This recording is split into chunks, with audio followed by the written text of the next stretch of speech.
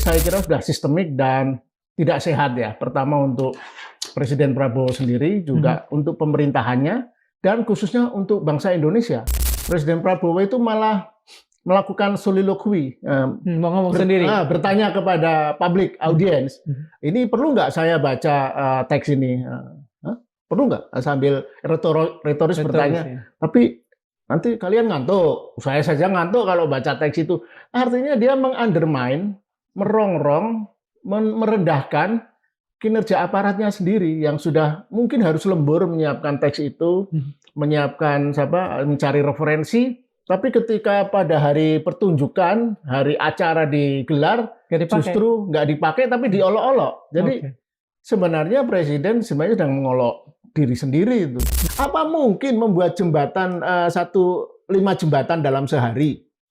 Dan itu kan tidak ada informasi detailnya. Itu jembatan berapa panjang, di mana saja, jenis jembatan apa, terbuat dari apa, dan sebagainya, biayanya berapa, dan sebagainya. Tiba-tiba laporan yang isinya luar biasa. Jadi kalau Bapak senang, nanti saya akan selalu disayangkan gitu. Ya contohnya kan jelas nih, dua konon ahli komunikasinya itu Khodari dan Hasan Nasbi misalnya, itu kan sering blunder kan mereka, sering salah, dan terbukti itu sering blunder dan salah, tapi kan nggak pernah dicopot. Prabowo itu dulu ketika menjadi oposisi Jokowi, era SBY juga, itu kritis orangnya, dan ucapannya itu betul teratur, solid lah cara ngomong. Salah satu contoh adalah ketika dia mengkritik Susilo Bambang Yudhoyono, presidennya. Tahun 2013, Prabowo itu mempersoalkan nilai rupiah yang anjlok saat itu, Januari 2013, dari 11.000, dari 9.000 menjadi 11.000 dalam waktu setahun. Di era pasca Bowo, tahun 2026, dalam waktu 6 bulan, dari Januari 2026 ke bulan Agustus atau Juli 2026 ini, dolar anjlok dari 16.000 menjadi 18.000. 2.000 juga. Tetapi apa yang diucapkan Presiden pasca Bowo ini, dia bilang dolar ini itu, ya orang desa tidak perlu dolar. Jadi kenapa Prabowo yang sekarang pasca Bowo tidak seperti Prabowo tahun 2013 itu? Mas, apa yang membuat Mas sampai pada kesimpulan bahwa ini bukan sekedar slip of tongue seorang presiden, tapi sudah menjadi sesuatu yang agak sistemik ya? Ya, kalau slip of the tongue itu biasanya hanya menimpa seorang individu ya, seseorang yang itu juga jarang lah.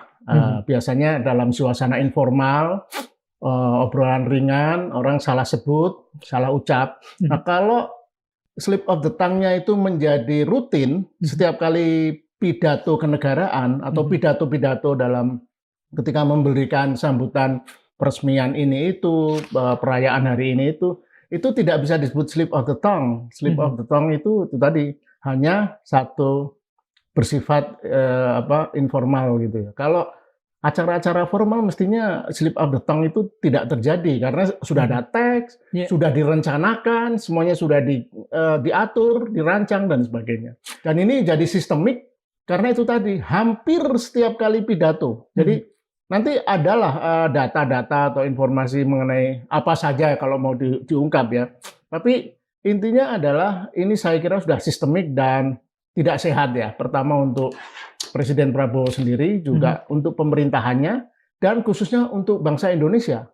Karena kita sepertinya jadi dikelola oleh seorang entertainer gitu.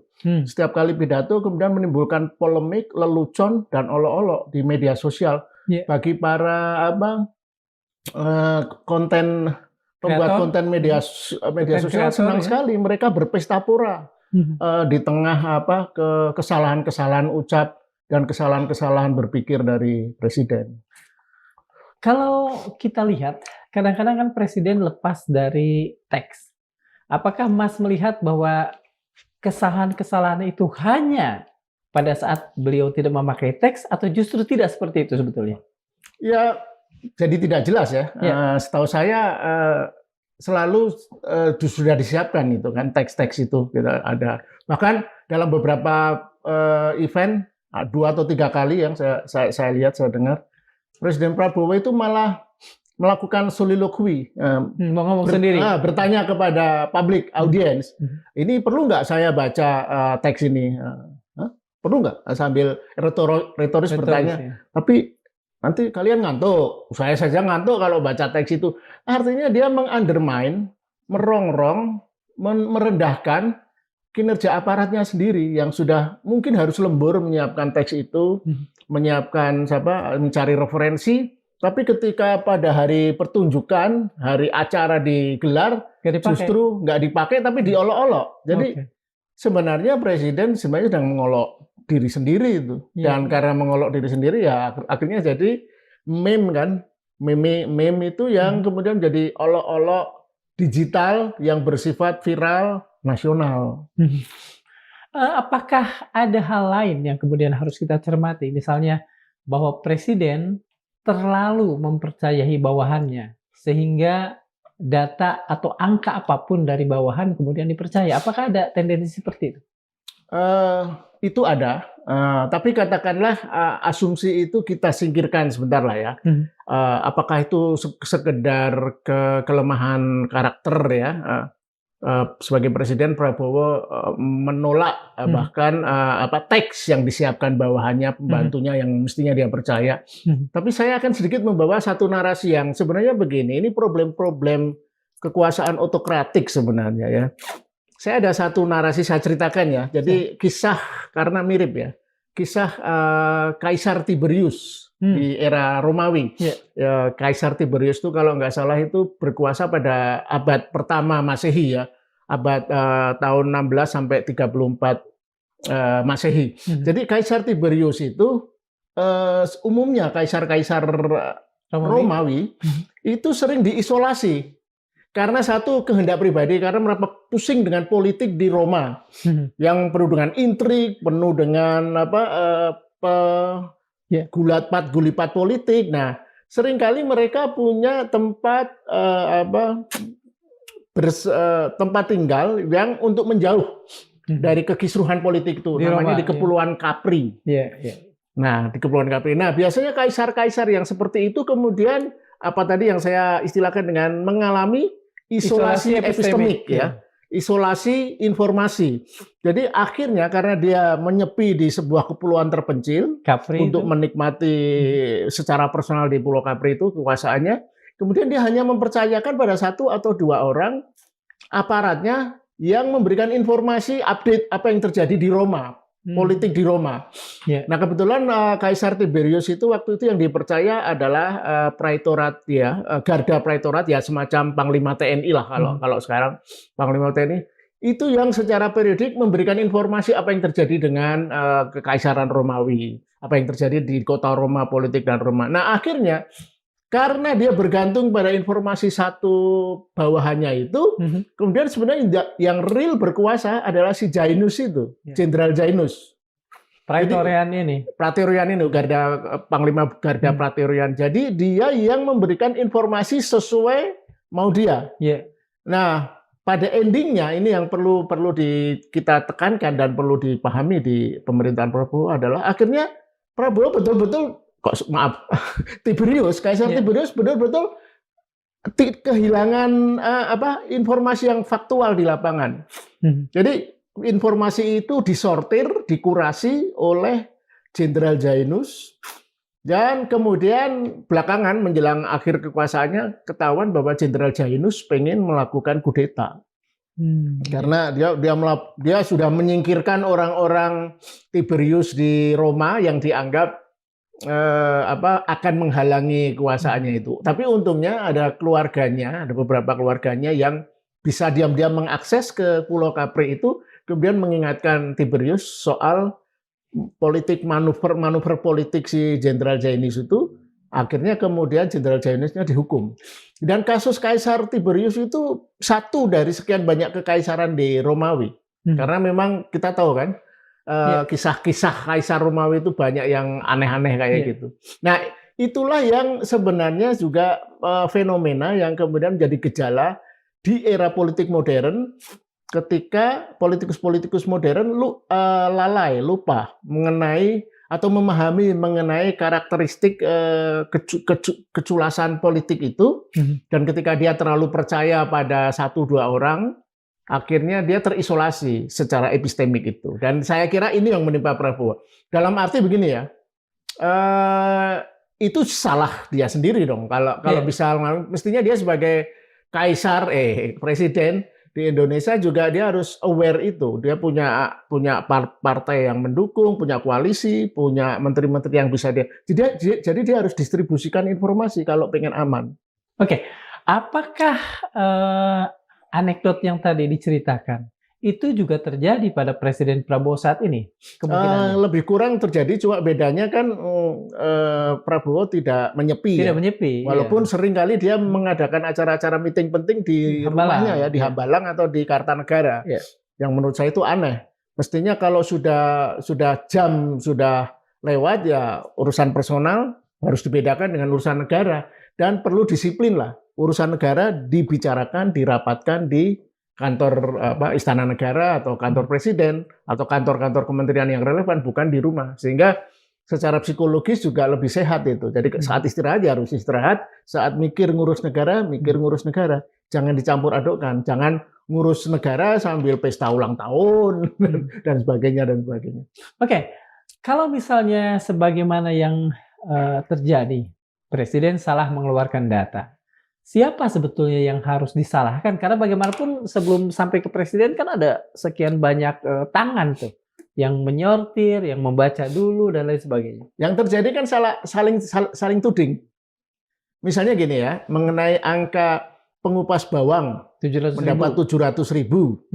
Nah, pihak kalau nggak salah Kodari atau siapa itu menyebut bahwa itu sebenarnya Rp700, bukan 700.000. Tetapi kan aneh, gimana kok presiden bisa salah persepsi dari 700 rupiah jadi 700.000? Itu bedanya 1.000 kali dong. Iya, bedanya adalah 6.300 yang sangat besar sekali.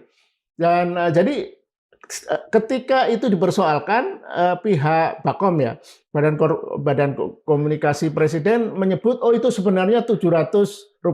Jadi sebenarnya dia menyelamatkan diri dari kesalahan itu dengan menimpakan kesalahan kepada Presiden. Mas juga salah barusan, 6.900. Harusnya kan 699.300. Ya, apalah detail-detailnya. Tapi kan intinya begini. Kemudian yang kesalahan kedua, contoh lain adalah yang lucu ini ya, saling tuding itu. Mengenai bisnis penggilingan padi yang mendapatkan 2 triliun per bulan. Nah, ternyata ketika jadi polemik, dari pihak anak buahnya bilang, oh itu maksudnya ketika menyebut 2T, itu bukan triliun, tapi ton. Oh, itu ya, dalih dari aparatnya, bahwa itu 2 ton, bukan 2 triliun. Loh, tapi itu kan menimpakan kesalahan kembali ke Presiden. Presiden disalahkan lagi, dalam arti, loh kenapa sih, apa sih sulitnya nulis 2 ton? Tidak T. Tidak T. Apa sih cuma beda 2 huruf?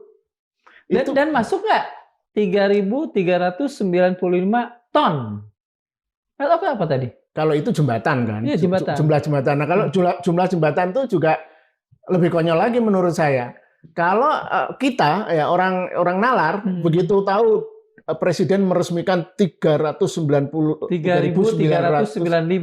jembatan dalam waktu yang bersamaan, kita langsung mengasumsikan, oh itu kinerja Presiden Prabowo, pemerintahannya dalam 2 tahun.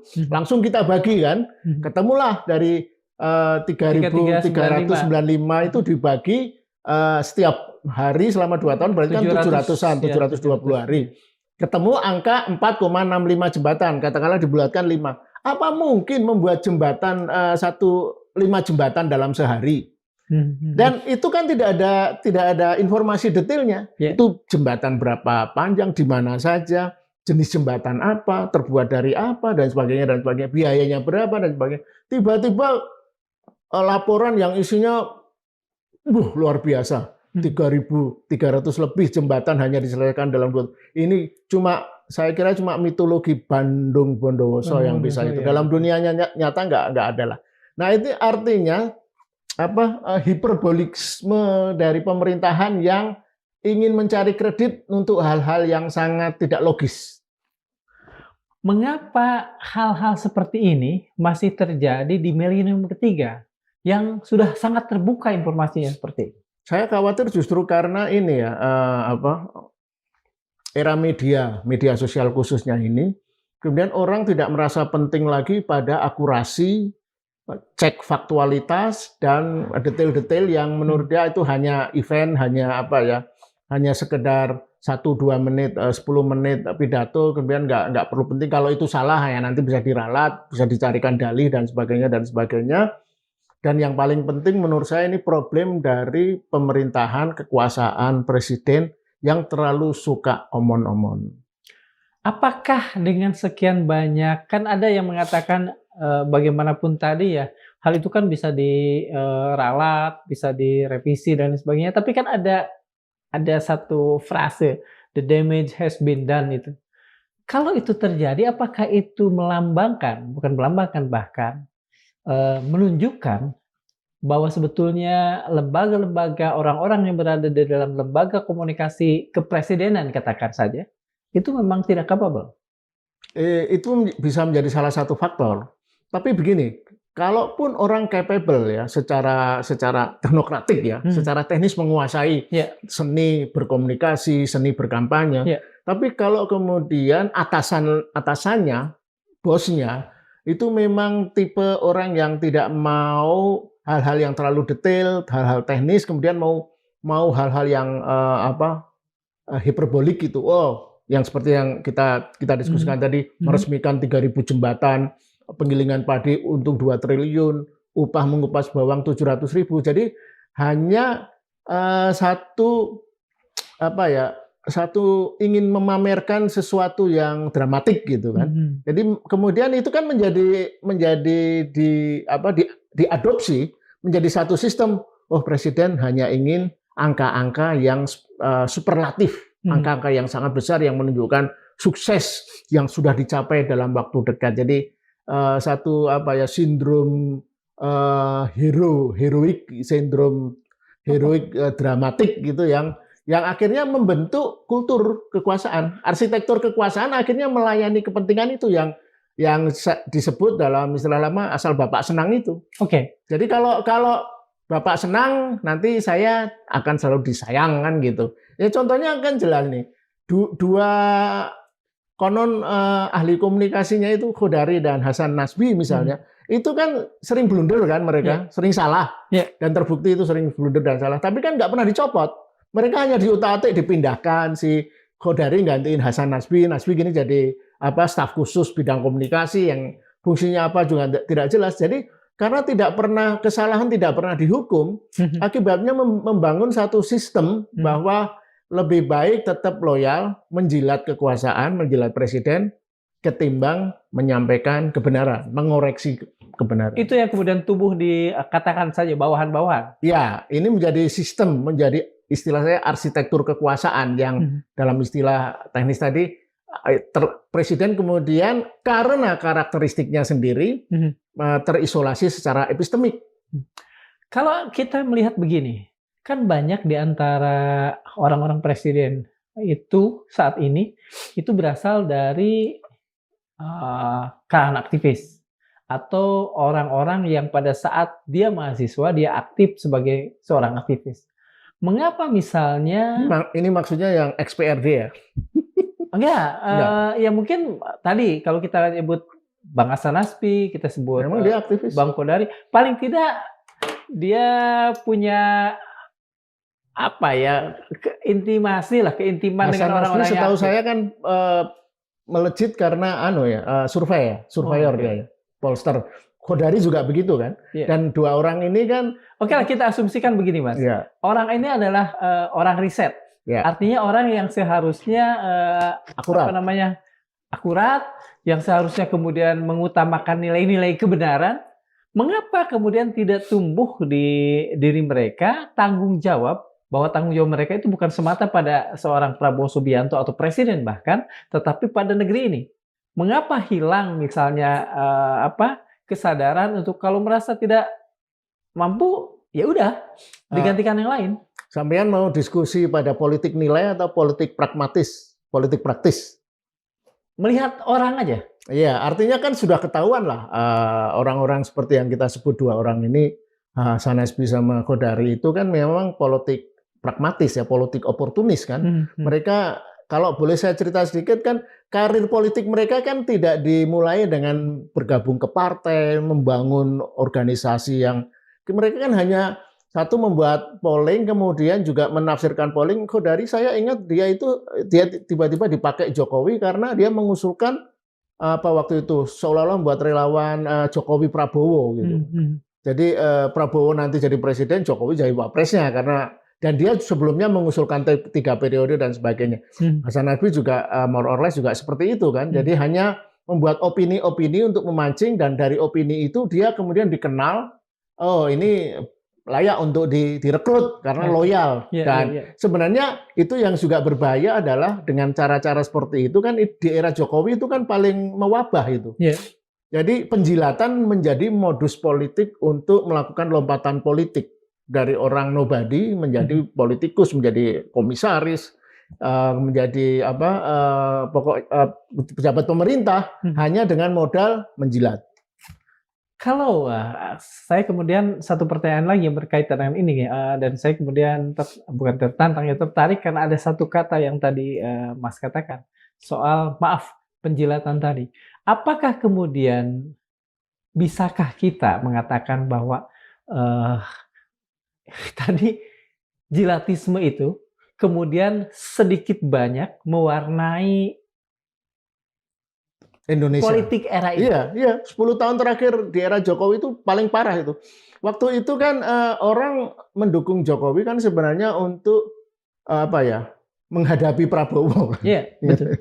Jadi karena menghadapi Prabowo diasumsikan Prabowo itu darah biru politik ya, menantu Presiden Soeharto, punya partai Gerindra, militer dan sebagainya. Maka ketika Jokowi bisa muncul, kemudian harus dijaga ini oleh civil society karena kan rapuh, lemah dan sebagainya. Tapi di luar dugaan karena saya rasa itu Jokowi dibentuk oleh kultur relawan itu juga lah. Relawan yang memang kemudian menjadi penjilat ya, umumnya ya. Tidak semua tentu.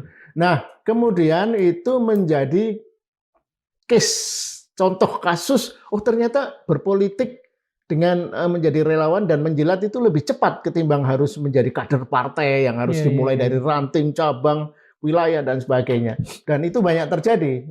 Saya sering memberi contoh ya di era Jokowi itu dagelan orang pemilih fotokopian cetak bisa jadi menteri barangkali cuma di era Jokowi aja kan.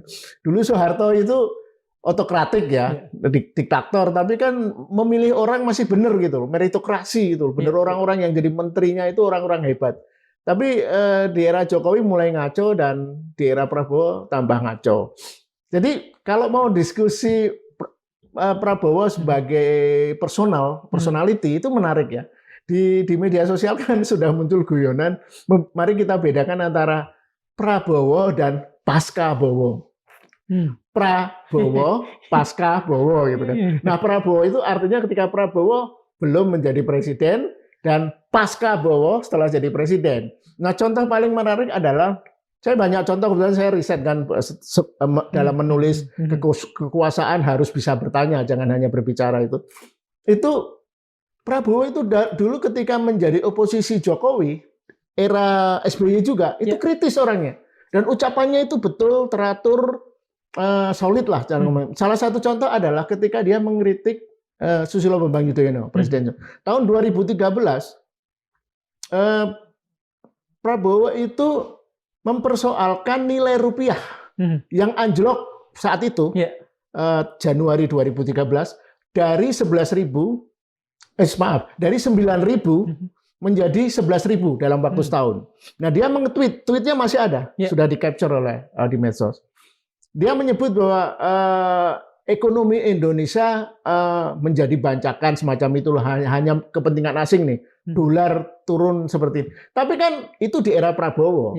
Di era Pasca Bowo, tahun 2026, dalam waktu 6 bulan, dari Januari 2026 ke bulan Agustus atau Juli 2026 ini, dolar anjlok dari 16.000 menjadi 18.000.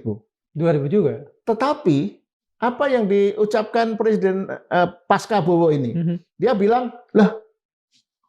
dolar ini itu, ya orang desa tidak perlu dolar. Jadi kenapa Prabowo yang sekarang pasca Bowo tidak seperti Prabowo tahun 2013 itu? Ketika dia melihat mata uang anjlok, mestinya dia kalaupun tidak mau komentar karena di eranya ya jangan komentar lah, tapi jangan mengunderestimate, menyepelekan anjloknya rupiah itu hanya soal apa?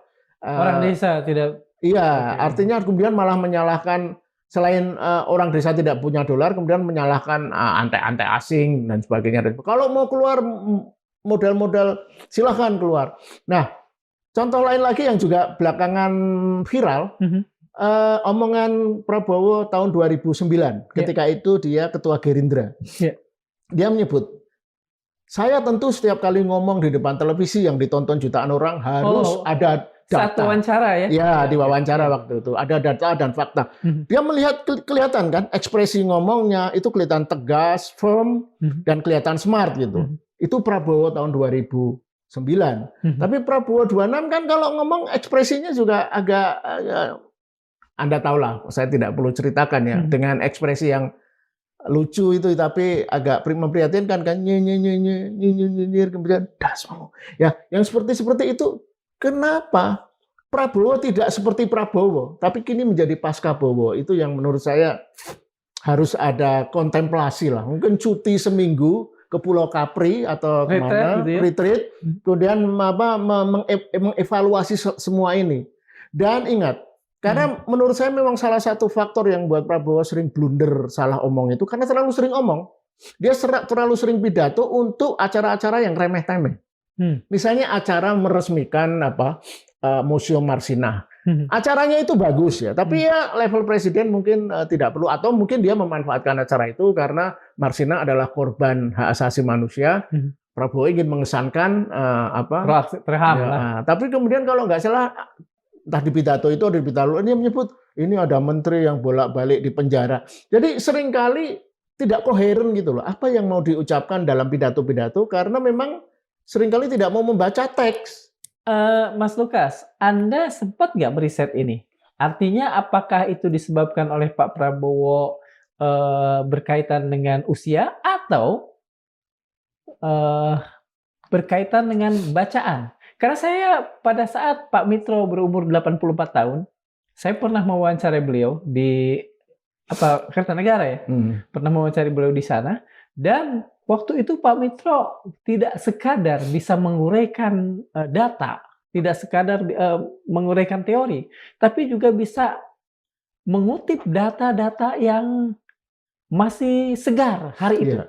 Ya, artinya secara genetik mestinya kan kalau kita merujuk pada bapaknya ya, Prof. Sumitro, itu kan memang sampai usia sangat senior, sangat usia tua masih kelihatan smart. Tapi kan begini, mungkin Prabowo background-nya kan beda ya, dia militer dan sebagainya. Dan sebenarnya apakah kita mau masuk menganalisis secara personal, artinya psikologi personal, bisa juga. Tapi menurut saya psikologi personal itu bisa kita abaikan dulu. Jadi kita fokus pada arsitektur kekuasaannya gitu yang kita sudah bahas tadi ya. Nah, kalau kita melihat faktor psikologi internal, apakah karena Anda ingin tanya sebenarnya apakah sudah terjadi demensia gitu, arti kepikunan gitu. Menurut saya sih sebenarnya enggak. Kalau dilihat dari dari di TV itu dia tidak seperti misalnya kalau di Amerika itu Joe Biden kan kelihatan tuh tiba-tiba melongo, nggak jelas, diam gitu. Kalau saya melihat dia lebih mirip Donald Trump ya, terlalu suka bicara dan tapi kemudian tidak disertai dengan mengerjakan PR. Kalau dia mau bicara apa besok malam ini mestinya kan sedikit buka-buka catatan. Kalau saya hanya melihat itu aja, pengen. Dan dia punya kesan hanya ingin apapun yang saya omongkan pasti rakyat senang. Jadi gitu. Lebih pada ini ya, ada giumnya orang Yunani. Qui ascendit sine labore, descendit sine honore. Barang siapa yang tidak naik tanpa persiapan akan turun tanpa penghormatan, begitu. Nah, Tapi satu hal, bukankah yang melakukan persiapan ada? ada, Ya, tapi kan ya. nggak kepake kan? Oke. Itu kan yang saya sebut tadi 2-3 kali bahkan dipamerkan di depan panggung kan. Dia bawa teks pidato, terus dia tanya kepada beliau, apa perlu saya baca ini? Ngantuk kan nanti kalau kita baca. Jadi dengan gestur-gestur seperti itu, saya untuk sementara ini mengabaikan bahwa ini ada problem internal psikosa gitu. Artinya karena usia gitu, faktor usia dan sebagainya. Kalau faktor usia kepikunan itu betul-betul sebagai faktor utama, tentunya dia dengan sendirinya juga tidak bisa menikmati kan acara-acara pidato itu. Pasti menjadi menderita lah orang yang kayak Jokowi kenapa nggak suka keluar negeri karena dia harus pidato dan dia tidak bisa berbahasa Inggris, maka dia memilih tidak datang. Nah, kalau ini karena penyakit kepikunan, menurut saya mestinya Prabowo tidak akan menikmati terlalu sering berpidato itu. Atau yang terakhir kan acara pidato menjelang HUT proklamasi kemerdekaan hampir 2,5 jam ya. Iya, betul. Itu kan luar biasa. Artinya berarti secara fisik dan secara psikis mungkin sehat. Betul. Kalau boleh saya sampaikan di sini, tapi ini spekulasi ya. Iya. Boleh nggak? Silakan. Ya, sebenarnya yang saya dengar, tapi saya nggak tahu bukan A1, ini A9. Memang ada semacam terapi untuk Presiden Prabowo berupa suntikan-suntikan stem cell kah atau bagaimana untuk menurunkan kadar emosi. Jadi kan kita tahu dulu track record Prabowo yang sangat emosional. Nah kan belakangan ini sejak kampanye capres ini kan tidak pernah emosi kan, gemoy kan. Kita seneng gitu, terhibur dan sebagainya. Nah yang saya dengar info A9 bukan info A1 spekulasi karena itu jadi diterapi suntikan rutin di mana agar lebih rileks, lebih santai, bahkan lebih lucu, joget-joget dan sebagainya, gemoy tapi itu kan semua obat itu kan ada efeknya.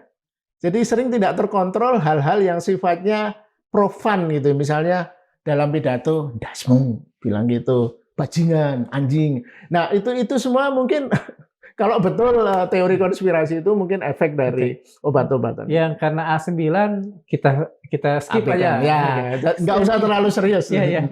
Saya langsung ke yang lain nih. Angka-angka itu kan kita tidak bisa hanya mengasumsikan itu keluar di pidato. Kalau itu kemudian datang harian dan mempengaruhi decision making-nya, apakah kita bisa mengatakan bahwa saat ini ada persoalan serius dalam proses decision making di jantung kekuasaan? Saya rasa itu yang berbahaya kan itu. Jika kesalahan-kesalahan yang katakanlah dianggap slip of the tongue itu yang kemudian rutin itu dianggap disepelekan gitu. Itu kan akan jadi berbahaya kalau itu menjadi asupan sistemik gitu. Jadi bagaimana pemerintah membuat policy, membuat program dan sebagainya itu berdasarkan data dan angka yang salah, tidak akurat. Ya akhirnya mungkin mulai terlihat kan dari apa yang terjadi kan program-program utama pemerintahan Prabowo seperti MBG, KDMP, Sekolah Rakyat dan sebagainya itu menimbulkan polemik-polemik yang tidak perlu sebenarnya karena memang diselenggarakan secara secara masif, terburu-buru dan tidak menunjukkan satu kematangan penerapan proyek yang hati-hati gitu.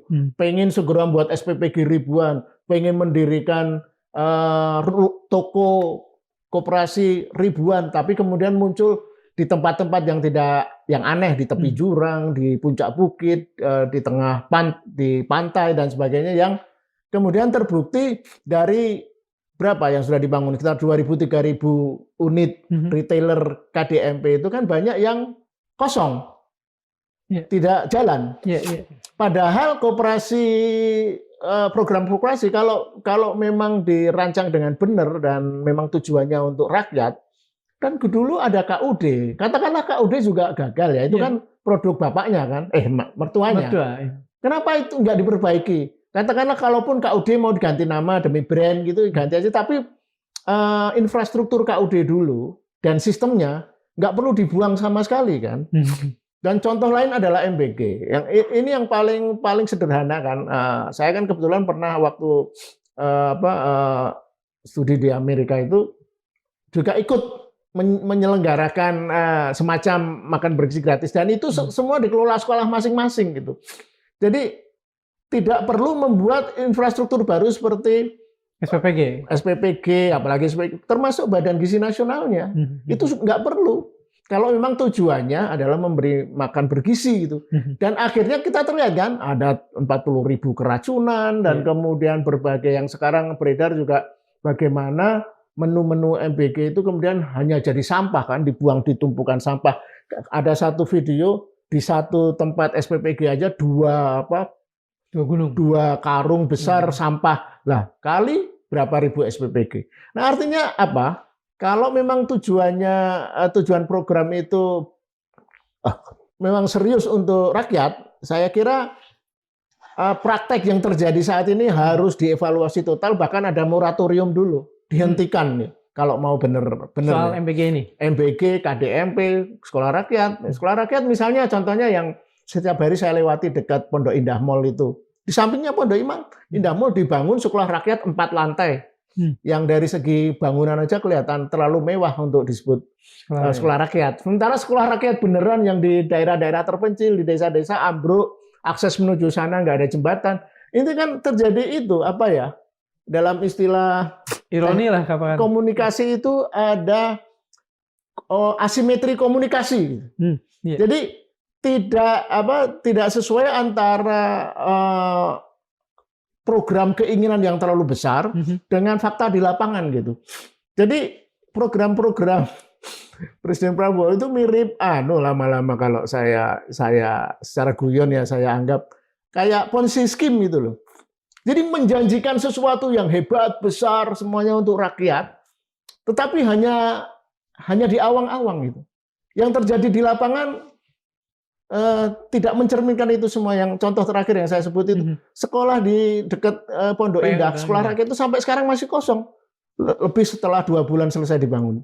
Karena kan kalau di tengah-tengah kota gitu sekolah rakyat umumnya kan sekolah yang akan sekolah di situ lingkungan sekitar kan mereka sudah pada sekolah. Nah kalau mau merekrut anak didik dari mana dan sebagainya. Nah itu asimetri komunikasi yang yang agak mengkhawatirkan tadi kalau kita bilang ini menjadi sesuatu yang sangat berbahaya bagi Indonesia. Kalau kita tadi melihat beberapa uraian dan beberapa contoh yang dikemukakan oleh Mas Lukas, apakah Mas melihat bahwa saat ini Presiden Prabowo tengah memasuki semacam ruang gemak, di mana sebetulnya di sekeliling beliau ini bukan kekurangan orang pintar, tapi begini, orang-orang justru sudah pintar untuk tahu apa yang diinginkan Presiden, bukan apa yang diperlukan Presiden. Itu yang dalam tulisan saya sebut sebagai filter bubble kan. Jadi menjadi gelembung informasi di mana Presiden menjadi steril dari fakta lapangan, apa yang terjadi di lapangan sesungguhnya, dan dia hanya melihat realitas berdasarkan informasi yang dikemas oleh anak buahnya bahwa semuanya baik, semuanya lancar dan sebagainya dan sebagainya. Nah, tapi itu kan memang konsekuensi karena Presiden Prabowo sendiri juga maunya menerima laporan yang seperti itu. Kan beberapa aktivis heroik yang sekarang ada di kekuasaan kan juga sampai nangis-nangis itu membela MBG itu kan, kawan kita itu jujur. Nah, artinya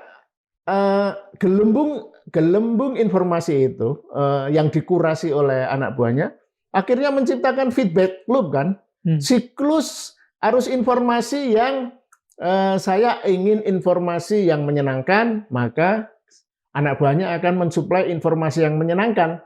Jadi yang kemudian realitasnya dikemas menjadi realitas subjektif. Presiden Prabowo dan pemerintahannya tidak mau tahu realitas objektif.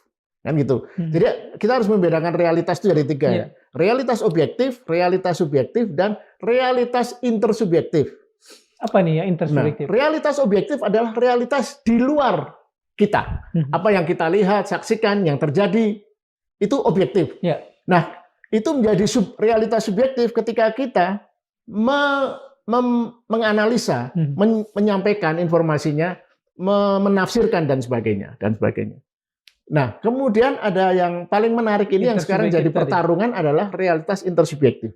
Nah, pemerintahan Prabowo itu ingin menjejalkan realitas intersubjektif agar menjadi kesepakatan bersama. Oh, bahwa MBG itu sukses, membuat rakyat bergizi dan nanti 20 tahun lagi Indonesia melahirkan para jenius karena anak-anaknya mendapat gizi.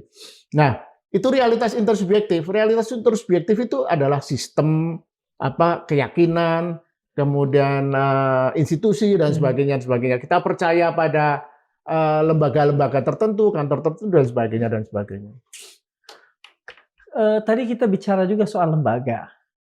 Kalau misalnya kondisinya seperti sekarang, apakah kita bisa mempertanyakan pertama apa yang dikerjakan, katakan saja Bakom.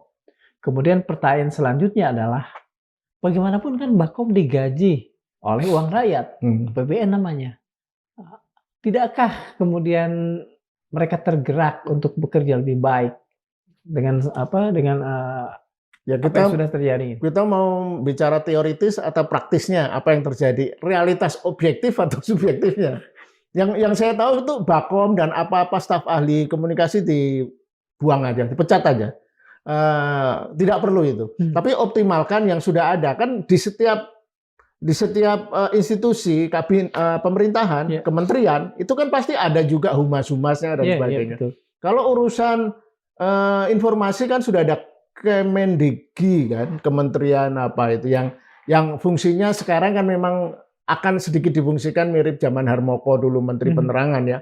Nah, karena apa? Menurut saya orang-orang yang tidak kompeten paling nggak mengurangi asimetri informasi itu. Jadi mengurangi orang yang terlalu banyak memberi informasi kepada presiden yang akhirnya malah justru membuat presiden bingung kan.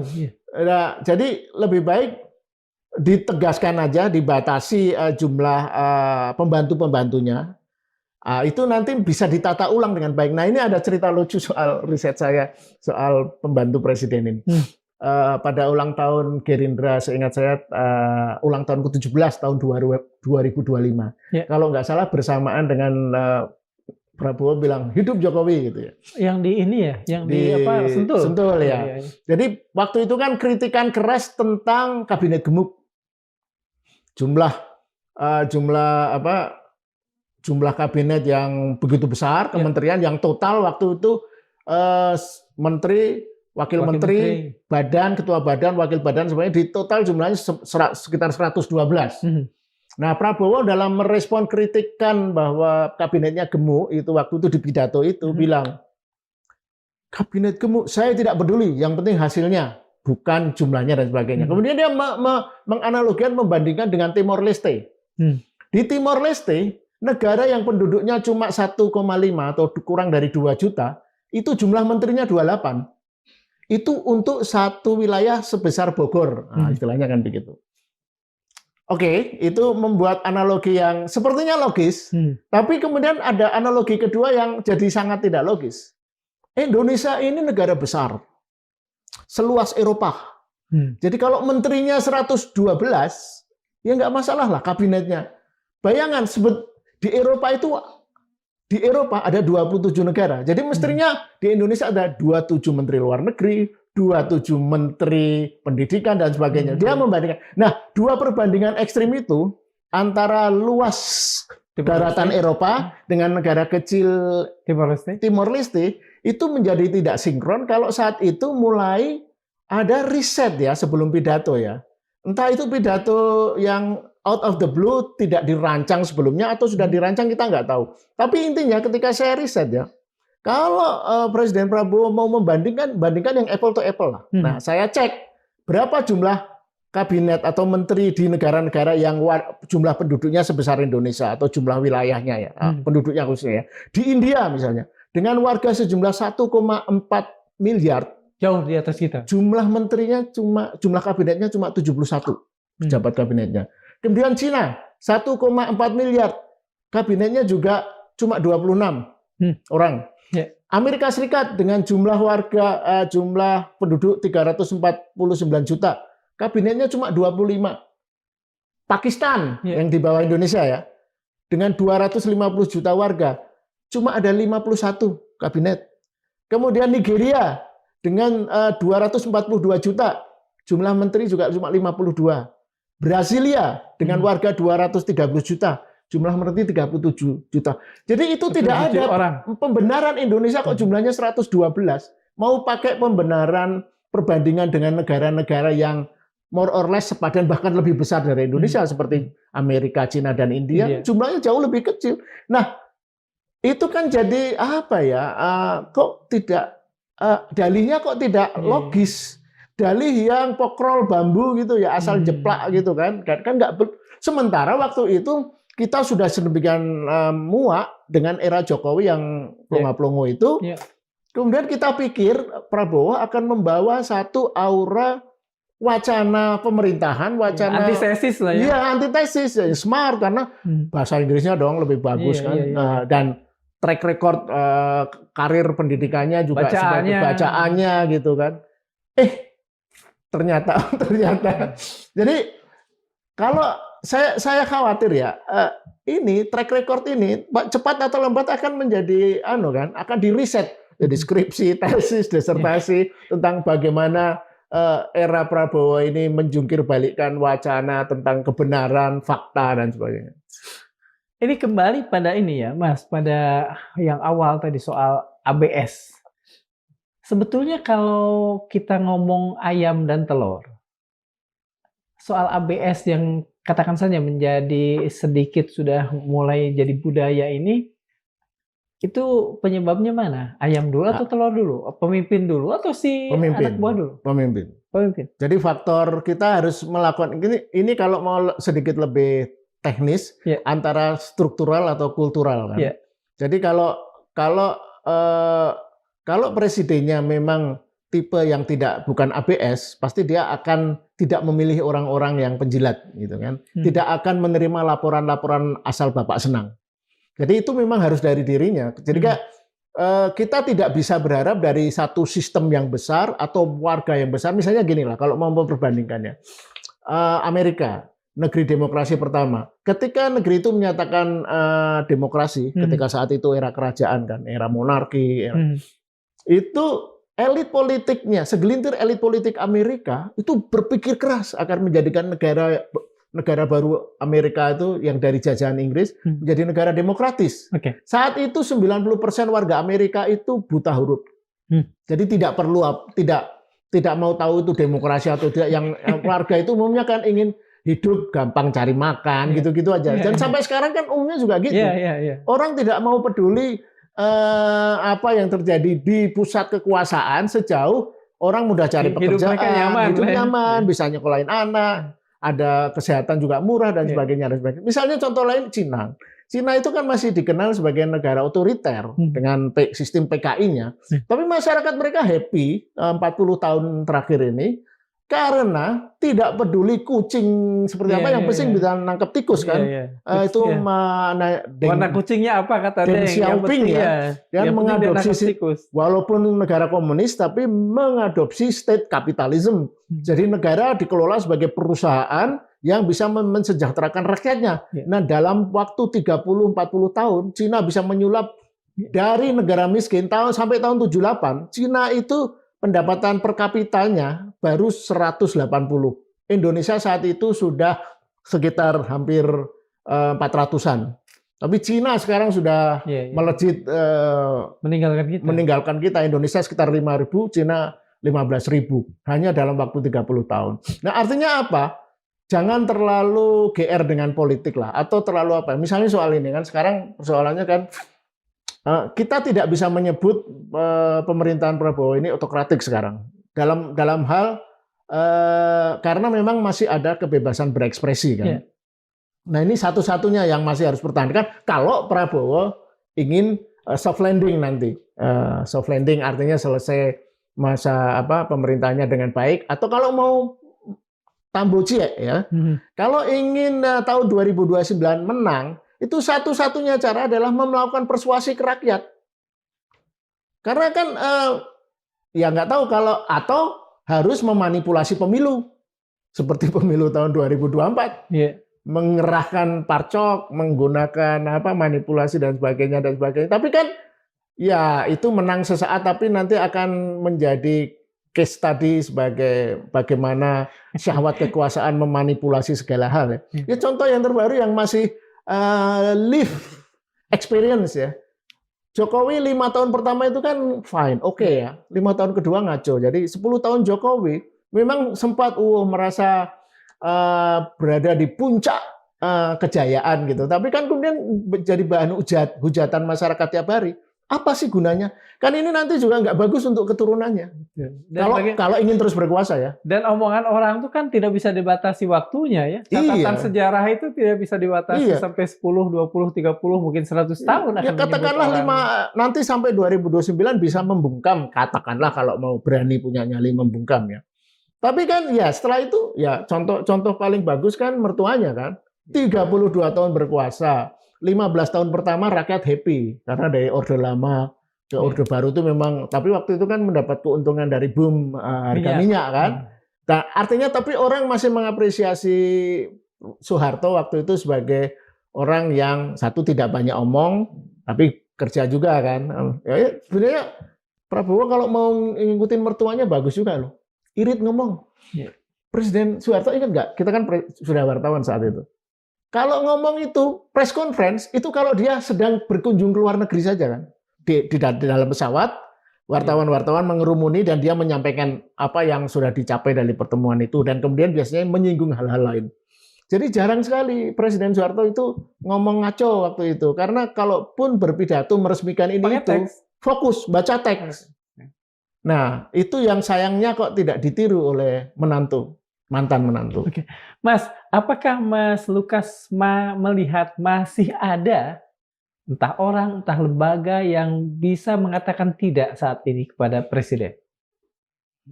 Tidak dalam arti baik ya. Kalau tidak Presiden, ini seharusnya begini. Kalau di internal saya ragu ya. Karena begini, yang saya dengar nih, ini info 1,5 lah. Karena para pembisik-pembisiknya itu kan terbagi dalam 3 kategori atau 3 bubble, ya, filter bubble. Nah, saya sebut aja lah karena sudah jadi pengetahuan umum. Ada kubu filter gelembung Syafri Samsudin, gelembung Dasko, dan gelembung Teddy.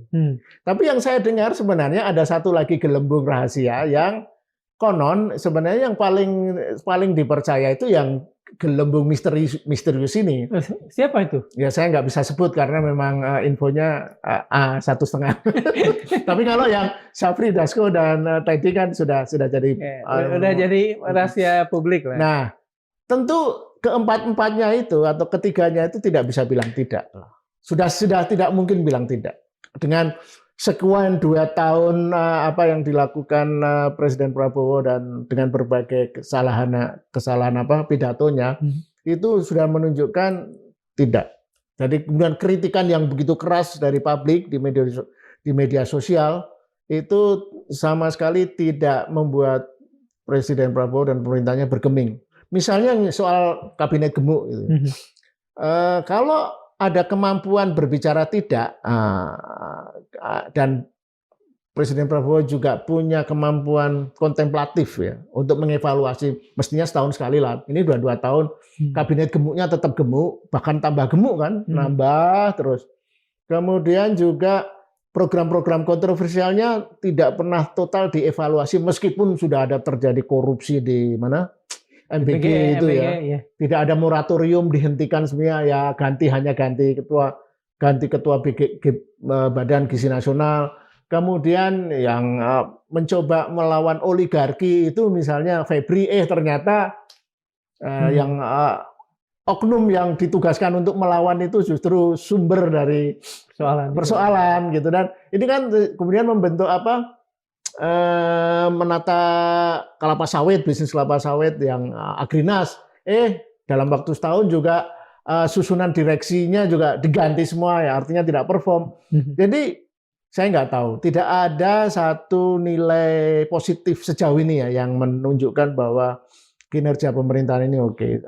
Mungkin juga dia mengganti Sri Mulyani ya dengan Purbaya itu juga rupiah malah anjlok gitu. Jadi ya walaupun ada dalih oh itu karena terjadi internasional ya perang Iran-Irak, tapi kan negara-negara ini tidak terjadi penurunan nilai rupiah, nilai mata uang yang begitu parah kan. Dengan semua yang Mas Lukas kemukakan tadi, saya ingin jawaban jujur saja. Apakah kita masih bisa berharap ada perubahan yang lebih baik sehingga ke depan komunikasi presiden paling tidak kemudian memunculkan hal-hal yang kemudian jadi guyonan, jadi meme dan lain sebagainya? Saya agak pesimis ya, terutama lagi-lagi gini kan kemarin juga terjadi polemik di media sosial dalam memperingati Hari Kemerdekaan duduk triumvirat. Ya, tiga orang itu ya. Jokowi, Presiden Prabowo, dan Gibran, Wapres Gibran. Mereka dengan bahagianya ketawa ketiwi gitu kan, guyon-guyon dengan Gibran memakai topi aneh itu kan. Topi NTT ya. Topi NTT yang karena bapaknya baru jadi raja di jadi sana. raja di rajanya kan. Nah, menurut saya Presiden Prabowo itu tidak punya sensitivitas ya terhadap hal-hal gitu. Jadi masyarakat ini kan sedang marah dengan apa yang dilakukan Jokowi 5 tahun terakhir dan kemudian juga dengan attitude-nya yang aneh ini keliling safari politik. Ya, sekarang menjadi persoalan ketika NTT dia jalan safari politik ke NTT untuk mempromosikan diri, tapi begitu NTT kena gempa, dia tidak muncul sama sekali, tidak menunjukkan empati sama sekali. Nah, artinya tidak menunjukkan adanya gini ya, presiden sebagai sistem ya, kantor kepresidenan itu kan harus ada selalu evaluasi lah apa yang dilakukan presiden hari ini, bagaimana input pemberitaan media. Dan kemudian proyeksinya next time itu yang lagi kita lihat di seri televisi West Wing. Iya, ya itu lazimnya di organisasi modern gitu lah. Kita di dunia jurnalistik kan juga gitu. Kita rapat tuh selalu dua itu kan, rapat evaluasi produk media kita kemarin bagaimana, kemudian proyeksi kita bagaimana kan. Itu menurut saya kok kesan saya nggak ada yang ya sekilas kalau ngelihat kutip di media, kalau rapat kabinet kan Presiden Prabowo lebih banyak ngomong kan, yang lain mendengarkan dan kemudian mungkin ngasih laporan. Tapi menurut saya rapat kabinet tolong kalau memang ada transparansi disiarkan deh secara terbuka ke TV dan kita ingin tahu apa sih yang dibicarakan dalam rapat-rapat kabinet. Nah menurut saya kalau tradisi itu mau dibuka ya, kalau mau ada keterbukaan, kemudian Presiden tidak perlu banyak bicara, tapi banyak melakukan interogasi kepada kinerja anak buahnya. Nah, kalau sistem itu sudah bagus, nanti anak buahnya juga akan menyiapkan, harus takut dong, nanti akan jadi disorot menjadi spotlight kalau dia tidak bisa jawab dan sebagainya. Karena ada tuh beberapa menteri yang nggak bisa ngomong, tapi juga nggak diapa-apain kan, Menteri Pariwisata, perempuan yang cantik itu, tapi sayang sekali setiap kali pidato nggak bisa ngomong dan sebagainya dan sebagainya. Nah, kalau mau memperbaikan misalnya kan beberapa menteri dinilai ya, menteri yang tidak bisa menunjukkan kinerja bagus, kalau itu personal nggak minimal disekolahkan ke Minuno, sekolah John Ruth Power. Nah seperti itu. Jadi ada itikat untuk perbaikan gitu. Nah kalau memang sudah tidak bisa diperbaiki, dikurangi. Dan menurut saya kabinet gemuk itu problem lah, udah pasti itu tidak efisien dan pelan-pelan harus dibubarkan, tapi nggak usah ada penggantinya, bukan diganti orangnya kemudian ditambah wakil gitu-gitu kan, trennya selalu seperti itu.